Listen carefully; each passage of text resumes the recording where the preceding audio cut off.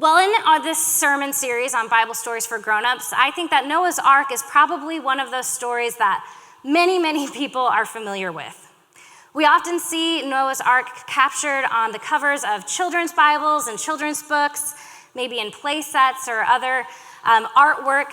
I remember when I was in middle school, I had a huge 1,000-piece puzzle that was kind of similar to this scene. You see the ark, and you see all of the animals, and you see the big rainbow over the top, and everyone's smiling and happy, and it's just this joyous picture.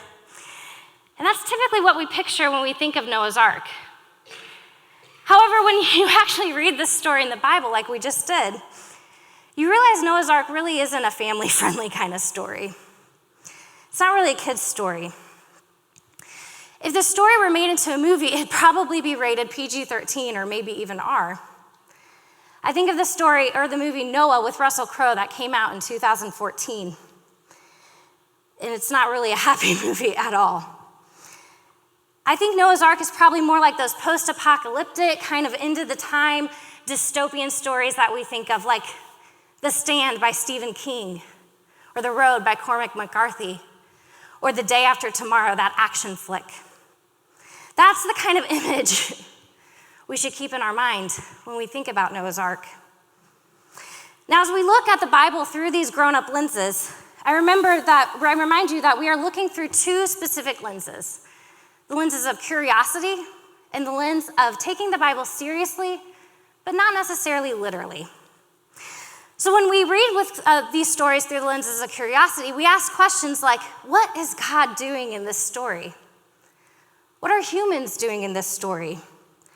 What did the story mean to its original readers, its original audience? And what does it mean to us today as Christians living in 2023? But like the creation story we talked about last week, the story of Noah's Ark often tends to be taken literally. And then that kind of gets us into trouble because we stop asking these questions about the deeper meaning, and we start asking questions like, well, was there really a worldwide catastrophic flood? Did God really send this flood to kill all the animals and people? We also think, why are there so many different ancient flood stories throughout mythology? Every single, tribe or ancient people, they had their own flood story. Which one's the correct version? Another popular question we might ask is Noah's Ark sitting out there somewhere, perhaps on a mountain in the country of Turkey? Now, I'm going to have a little bit of a spoiler alert, and that is, I'm not here to answer any of those questions today. I don't know the answers to those questions. But I think this story is less concerned with historical facts and historical data and more concerned with God's heart and God's desire for God's creation. The deeper meaning of the story is about our human tendency towards violence, towards wickedness and destruction, in contrast with our call from God to reclaim the goodness of creation.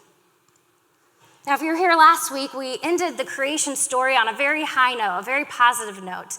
God created all the world and called it good. God created humans, the pinnacle of creation, the culmination of creation, and called them very good, supremely good, depending on the translation you read. But things pretty quickly go downhill from there. Adam and Eve disobeyed God in the garden, and they got cast out of the garden paradise of Eden. Their sons, Cain and Abel, in their story, we are first introduced in the Bible to the word sin. Cain was angry and resentful and jealous of his brother Abel, so God comes to him and says to him, Cain, sin is waiting at your door, ready to strike. It will entice you, but you must master it. You must rule over it. But Cain didn't heed God's warning, because as we know, the story goes, Cain kills his brother Abel, the first murder. Sin was seeking to take hold of Cain, and eventually sin took hold of the entire world. Because here in Genesis chapter 6, just a few chapters after the goodness of creation, we read these words, that the wickedness of humans was great on the earth, and that every inclination of the thoughts of their hearts was only evil continually. In 6:11, as we just read, it says that the earth had become corrupt and was filled with violence. And God saw that the earth was corrupt because all creatures behaved corruptly on the earth. I think it said corrupt like 3 times. So we see this picture of how humans have become in every way wicked and violent, corrupt in their hearts, to the point where God even regrets creating them. The beautiful harmony and order that God had spoken into creation just a few chapters earlier is gone. It's deteriorated. It's fallen apart. Chaos and violence have once again entered our world. And the result was essentially the collapse of humanity, the decline of civilization. Like those movies, it's the end of the world as we know it. Now, I think that we as humans today, we still have this capacity for great evil and for violence, for wickedness and for destruction. Just as God spoke into creation, beauty, and goodness, our words have power as well. Our words have the power to create, but also to destroy and to tear others down.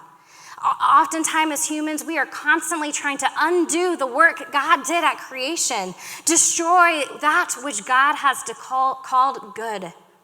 We do this anytime we dehumanize or objectify others, anytime we fail to see others as sons and daughters of God, who are also created in God's divine image. We were just talking about this in Bible study. It's hard even to watch the news today. There's so much going on. You see war and abuse, neglect, assaults, mass shootings, murder, deforestations. You see sweatshops and slavery and racism and sexism, and the list goes on and on. It can be pretty disheartening. And we wonder how it can get worse than it already is. We sometimes feel that, like in Noah's day, the earth is totally corrupt and every inclination of humanity's heart is only towards evil continually. Sorry if you came here for a positive message today. So in Genesis, God decides to deal with all of this with starting over.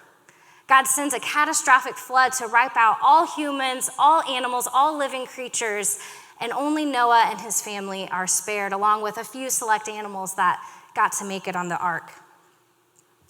Now, I think this is the story that a lot of us really struggle with. We have a lot of questions about. It's hard for us to deal with. We think, why would a loving God seek to destroy his creation? What kind of God sends a massive flood when things start going a little bad? Does God even care about us? Would God do this today? I admit I've struggled with those questions as well. But I think that there's a really important part of this story that we often miss. In Genesis chapter 6, 5-6, God surveys the wickedness of evil of the world, and it says that God was grieved in his heart. God was heartbroken.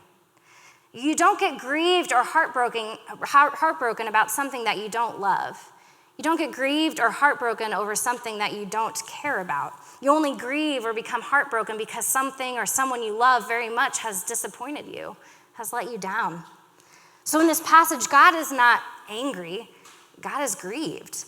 God is not enraged. God is sad. We don't think about God being sad very often, but that's what's happening here. So because God loved us so much, God decided to recreate the world, to start fresh, to start anew. Even at its lowest point, God did not give up on humanity entirely. Instead, God said, I'm going to work through Noah and his family. So God sends a flood. In some ways, we think that God is unleashing the pre-creation chaos floods and water that had filled the earth before God spoke everything into order. God unlooses that onto the earth and begins again. Now, last year in seminary, I took a class on the book of Genesis taught by a Jewish rabbi. It was very interesting, and he helped me think about these stories in different ways. And he had a really interesting perspective on the person of Noah.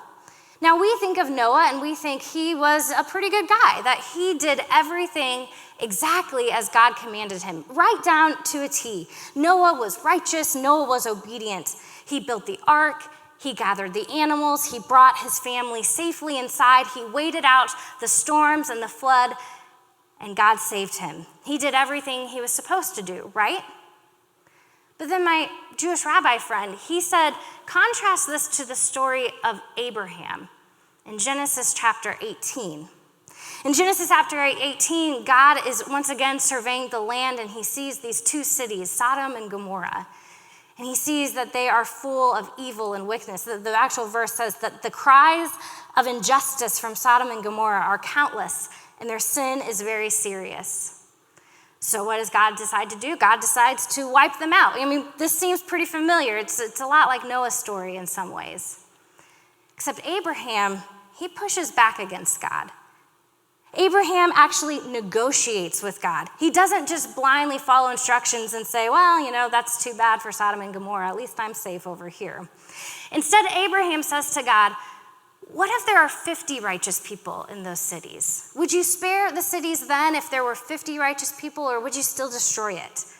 So God says, no, for 50 righteous people, I suppose I'll spare the city. And so then Abraham goes a little bit lower. What about 45?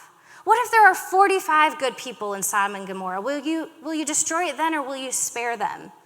And on it goes, 45 to 40 to 30 to 20, until finally Abraham says to God, what if there are only 10 good people in these cities? Will you spare it then? Will you have mercy on the cities then? And ultimately, God still did destroy the cities of Sodom and Gomorrah, but Abraham's response is markedly different than Noah's response. Abraham pled for mercy. Abraham asked for compassion on his fellow humans, people that he didn't even know. And so my rabbi friend, he said, for this reason, Abraham is the forefather of the Jewish faith and not Noah. Abraham was willing to push back against the evil and the injustice, to fight for mercy, to ask for compassion, to do good to others. Abraham sought healing and peace. Like Abraham and like Noah, we too have a role to play in pushing back the flood of evil and oppression and violence that we see all around us. Are we just going to sit back safely inside our church or our ark and say, well, that's too bad that the rest of the world's going to hell, but I'm safe here. Me and God, we've got this worked out. Or are we going to do like Abraham did and push back against the injustice and the chaos and the evil and the oppression? And in fact, this is something we do when we take our baptismal vows. We read about our baptism earlier in Romans chapter 6. And as we take our baptismal vows, you can actually look this up in the hymnal or the book of worship, but there's two questions that we get asked, or that parents get asked on behalf of their child. One of them says, do you renounce the spiritual forces of wickedness, reject evil powers of this world, and repent of your sin? And then the second question is, do you accept the freedom and power God gives you to resist evil, injustice, and oppression in whatever forms they present themselves? This is our charge. Will we resist and reject the floods of evil and violence and oppression? Will we be able to stand up against this flood? Can we transcend our selfishness and our self-interest, those things that only just lead to death? Well, the good news in this story is that we have several different ways we can push back against the tide and the flood of evil and violence we see all around us. Author Josh Scott, who wrote the book, Bible Stories for Grown-Ups, he suggests that there are two arcs that we can build to help prevent the flood or to stand in the face of the floods. The first arc that we can build that helps us from being overwhelmed is the arc of empathy. The arc of empathy.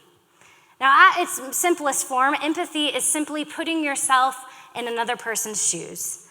It's realizing that we aren't really all that different from one another when you get down to it. We are all created in God's divine image.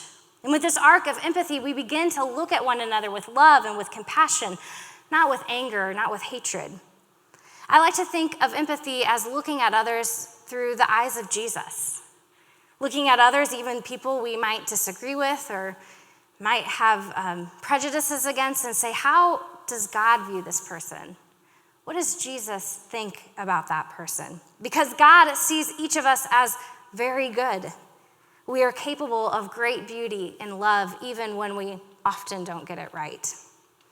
And the second ark that we can build to help push against these floods of evil and oppression and selfishness is the ark of compassion.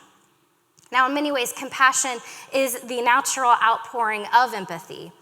I like to think of compassion as love in action. A lot of times we think of love as just this, wishy-washy feeling. It's sentimental. But love is putting your empathy into action, looking at others as Jesus would look at them, and being filled with the compulsion even to reach out to them, to help them. I saw this yesterday as I was working the booth at Waterfest. As people would come up to us hot and sweaty and, maybe needing a place to cool off, and we'd be able to hand them a cold bottle of water. I kept thinking of that verse in Matthew that said this: if you hand anyone a cup of cold water in my name, it's as if you were handing it to me, myself. Those are the words of Jesus. So compassion and empathy are the things that we can build within our lives and within our community to help resist the violence and evil and destruction that we see all around us, to resist oppression in whatever forms they present themselves. Now, as we wrap up, I remind you that last week when God created the world, once again, he called it very good. God created order out of chaos. Yet we humans, it's kind of just our natural tendency, we try to undo what God did. We create destruction where God created order.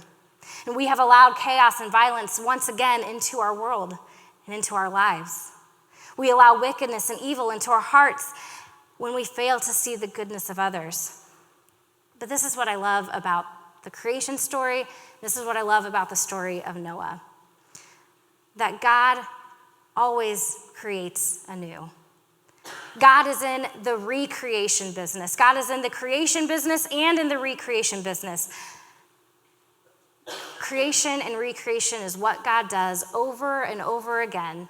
When we mess up, when we fall apart, when we get it wrong, God is there to put things back in order, to allow us to start fresh, to restore the goodness to us and to the world around us. But here's the really cool thing. We have a role to play in this work of creation as well. We actually get to be God's co-partners in creation, God's co-laborers, co-workers, as together we seek to recreate the goodness that God put into the world. As we work alongside God to bring justice, goodness, harmony, peace, and order back into that which God had declared good. Compassion, empathy, recreation. That's how we stand up against the tides and the floods that seem to overwhelm us. Will you pray with me? Lord God, we thank you for this story, this hard story that sometimes we have a lot of questions about. But we thank you that through it, you teach us that you are always putting things anew. You are always creating and recreating. When we fail, when we have messed up, when we haven't gotten it right, you're there to put things back in order. Empower us to fulfill that baptismal covenant, to resist oppression and evil and injustice in all of its forms, to be co-creators with you and bringing back the goodness that you have put into creation. We ask this all in your Son's name. Amen.